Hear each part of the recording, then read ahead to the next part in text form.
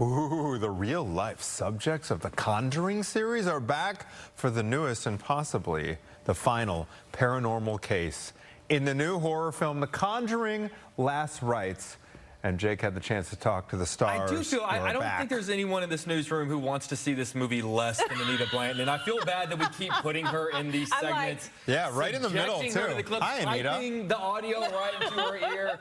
The series has earned over $2.2 billion at the box office, not a single which came from Anita Blanton. The Conjuring back in theaters this weekend with their terrifying case, Last Rites. If you've never seen the series, they follow the terrifying cases of real-life paranormal investigators Ed and Lorraine Warren, played by actors Patrick Wilson and Vera Farmiga over the last 12 years. And I spoke with them about the fact that because these films are so popular, people have started approaching them on the street and treating them like they're actual paranormal investigators.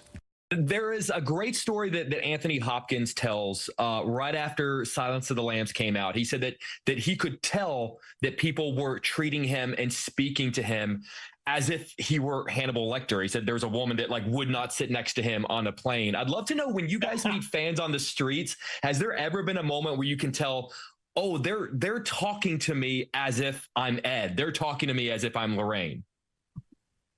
Yeah, I mean, it just happened it just happened in Kentucky, where an extra came up to me and just talks to me straight up as if I have, that I've got this that kind of spiritual empathy, and just that they just they and clairvoyance, and and just they go on and tell me about the fear that they're dealing with, the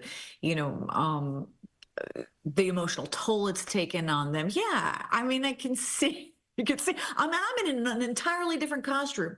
I'm in a chubby suit with short hair wig. I look nothing like Lorraine Warren. I'm not wearing a tartan skirt. I don't have a weird updo. I'm an entirely different physicality, and yet they're just locked in eyes, that's asking for advice, asking for healing, and I play the part. I mean, I believe I am the role now.